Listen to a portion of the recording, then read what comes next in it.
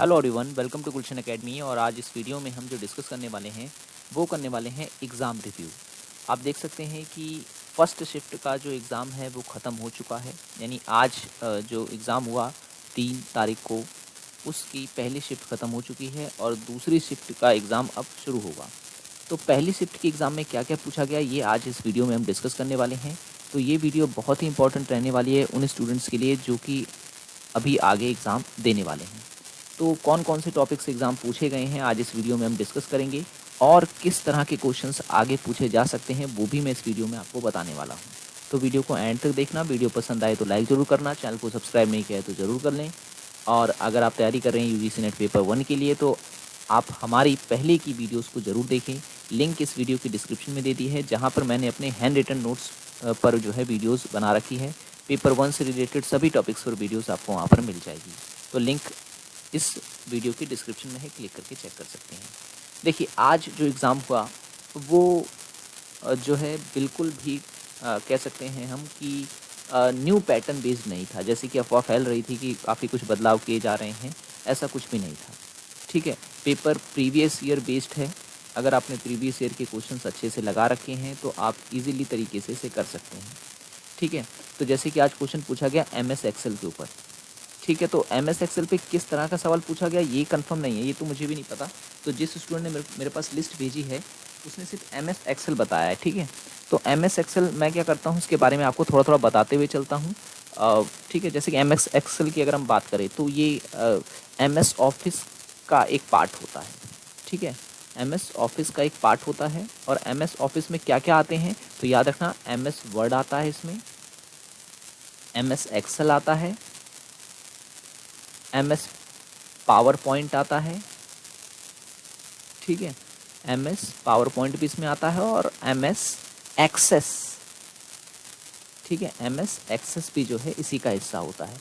तो MS office में क्या क्या आ जाता है, MS Word, MS Excel, MS PowerPoint और एमएस एक्सेस आ जाता है। ठीक है, ये महत्वपूर्ण है, मतलब सबसे इंपॉर्टेंट ये 4 माने जाते हैं। और भी होते होंगे लेकिन इतना आपको याद रखना है। और एमएस एक्सेल के बारे में और मैं आपको बताऊं तो आपको ये भी याद रखना है कि एमएस एक्सेल जो है ये अपनी वर्कबुक को जो है HTML फॉर्मेट में सेव करने की सुविधा देता है। याद रखना है आपको, इसकी जो वर्कबुक होती है उसको आप HTML फॉर्मेट में जो है सेव कर सकते हैं। और कुछ शॉर्ट की भी आपको याद रखनी है, शॉर्ट की से भी सवाल पूछा जा सकता है। जैसे कि न्यू की शॉर्ट की क्या होती है तो याद रखना कंट्रोल N होती है। ठीक है, न्यू की, सॉरी हाँ न्यू की। और उसके बाद ओपन की पूछे तो कंट्रोल O ओपन की होती है। कंट्रोल C जो होती है वो होती है किसकी, कॉपी की। कंट्रोल X जो होती है वो होती है कट की। कंट्रोल P जो होती है वो होती है पेस्ट की। ठीक है, और अंडू की क्या होती है तो याद रखना, अंडू की होती है कंट्रोल Z। ठीक है ना, कंट्रोल Z जो होती है वो अंडू की शॉर्ट की होती है। तो ये आपको इसमें याद रखना है। और परिकल्पना के ऊपर सवाल पूछा गया, हाइपोथेसिस। ठीक है, बहुत ही इंपॉर्टेंट टॉपिक है, हर बार क्वेश्चन पूछा जाता है, इस बार भी पूछा गया। आखिर क्या होती है परिकल्पना, तो आपको मैंने बता रखा है कि इसमें होता ये है कि अप्रत्यक्ष जो तथ्य होते हैं उनके बारे में जो है शिक्षित अनुमान लगाने के लिए जो है ये परिकल्पना जो है ख़ास तौर से की जाती है, ताकि जो अनुसंधान है उसमें स्पष्टता लाई जा सके और जो है विशिष्टता लाई जा सके। इन्हीं उद्देश्य से जो है परिकल्पना की जाती है। तो ये आपको इसमें याद रखना है। ठीक है, और परिकल्पना के प्रकार भी मैंने आपको बता रखे हैं, वर्णनात्मक परिकल्पना, संबंधपरक परिकल्पना और व्याख्यात्मक परिकल्पना। ठीक है ना, तो ये आपको याद रखना है। आगमनात्मक और निगमनात्मक अनुसंधान से सवाल पूछा गया, टाइप से हर बार पूछा जाता है, इस बार भी पूछा गया है। इंग्लिश में से हम कहते हैं इंडक्टिव और डिडक्टिव रिसर्च। ठीक है, तो इंग्लिश मीडियम वाले स्टूडेंट भी जो है देखें। तो आगमनात्मक और निगमनात्मक अनुसंधान पे सवाल पूछा गया, क्या पूछा गया ये कंफर्म नहीं है मेरे पे, लेकिन आपको मैं बता दूं क्या होता है आगमनात्मक और निगमनात्मक अनुसंधान। तो जब भी हम आगमनात्मक अनुसंधान की बात करते हैं तो इसमें हम अनुभवों का सामान्यकरण करते हैं। ठीक है, इसमें सोच, विचार आदि सम्मिलित होते हैं। जबकि निगमनात्मक अनुसंधान की अगर हम बात करते हैं तो इसमें क्या होता है, सामान्य से विशिष्ट की ओर जाने का हम प्रयास करते हैं। ठीक है, सामान्य से विशिष्ट की ओर जाने का प्रयास करते हैं निगमनात्मक अनुसंधान में। और आपसे पूछ सकता है कि प्रक्रिया के आधार पर अनुसंधान को कितने वर्गों में बांटा गया है। तो याद रखना है आपको दो प्रकार में, एक होती है मात्रात्मक, ठीक है, और दूसरी कौन सी होती है, तो याद रखना है गुणात्मक, ठीक है, गुणात्मक। ये प्रक्रिया के आधार पर जो है अनुसंधान को बांटा गया है, ठीक है। और मात्रात्मक और गुणात्मक में मैंने जो है विस्तार से आपको अंतर बता रखा है। और परिणाम के आधार पर अगर पूछ ले अनुसंधान को, परिणाम के आधार पर कितने वर्गों में बांटा गया, तो दो वर्गों में, मौलिक अनुसंधान, ठीक है, मौलिक अनुसंधान, और दूसरा व्यवहारिक अनुसंधान, ठीक है।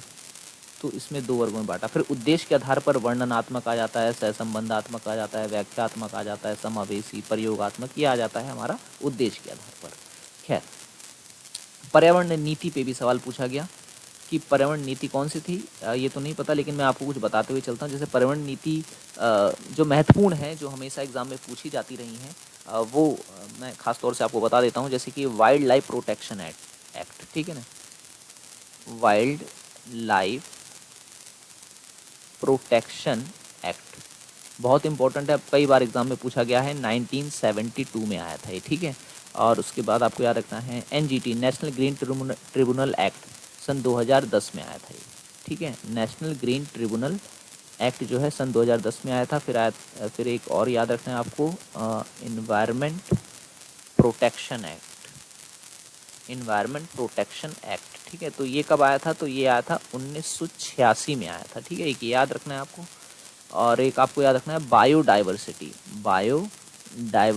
एक्ट, ये कब आया था, सन 2002 में आया था, ठीक है। और फॉरेस्ट कंजर्वेशन एक्ट भी आपको याद रखना है, फॉरेस्ट कंजर्वेटिव एक्ट, तो ये कब आया था, तो ये आया था 1980 में आया था, ठीक है, 1980 में आया था। तो ये कुछ पॉलिसीज़ एक्ट्स हैं जो आपको याद रखनी है, बहुत ही इंपॉर्टेंट है एग्ज़ाम पॉइंट ऑफ व्यू से। और एक चीज़ और, पॉल्यूशन पर आपको स्पेशल नोट्स बना लेने हैं, ठीक है, जो गैसें वगैरह होती हैं उनके ऊपर, ठीक है। मैंने हालांकि करवा रखी है अपनी वीडियोस में सारा का सारा, तो आप वहाँ से भी कवर कर सकते हैं।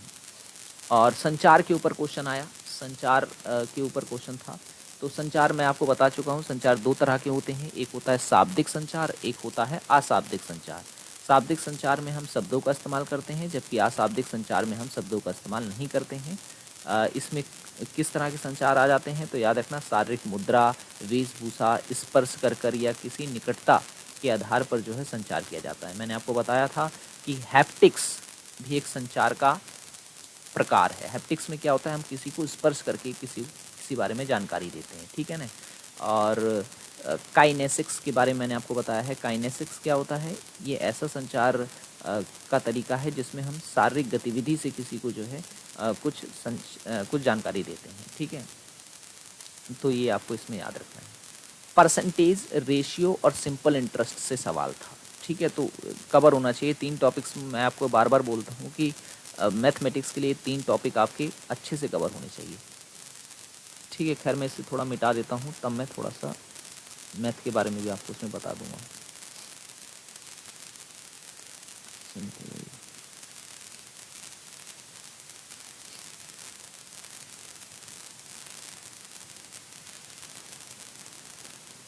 ओके, अब परसेंटेज, रेशियो और सिंपल इंटरेस्ट। परसेंटेज में आपको क्या करना है, परसेंटेज में सबको इंक्रीज और डिक्रीज कॉन्सेप्ट अच्छे से पढ़ के जाना है, ठीक है। इंक्रीज और डिक्रीज का कॉन्सेप्ट यानी वृद्धि और कमी वाला जो कॉन्सेप्ट अच्छे से पढ़ लेना है। डिस्काउंट अच्छे से पढ़ लेना है, ठीक है, डिस्काउंट अच्छे से पढ़ लेना है, यहाँ से क्वेश्चन हमेशा बनते हैं, ठीक है। और इंक्रीज डिक्रीज मतलब क्या, जैसे कि किसी वस्तु में 20% की वृद्धि की गई, फिर उसमें 10% की कमी की गई, ऐसे ऐसे करके सवाल पूछता है। या किसी व्यक्ति की आय में वृद्धि की गई, फिर उसकी आय में कमी की गई, तो ये कॉन्सेप्ट हमेशा रिपीट किया जाता है। डिस्काउंट से भी पढ़ लेना। रेशियो के ऊपर, रेशियो में भी सवाल जो है वो टाइम एंड स्पीड अच्छे से कर लेना, रेशियो बेस्ड आता है वो भी। और पैसे वाला जो होता है, जैसे 1 रुपये के सिक्के, 2 रुपये के सिक्के और 5 रुपये के सिक्के हैं, तो उनका रेशियो निकालो, इस तरीके से भी होता है। सिंपल इंटरेस्ट की अगर हम बात करें, इससे भी हर बार सवाल पूछा जा रहा है। सिंपल इंटरेस्ट सिंपल सा फॉर्मूला है, P/R/T अपॉन में 100। सारे सवाल आपके इसी फॉर्मेट से हो जाते हैं, इसी फॉर्मूले से हो जाते हैं, कुछ करने की जरूरत नहीं पड़ती।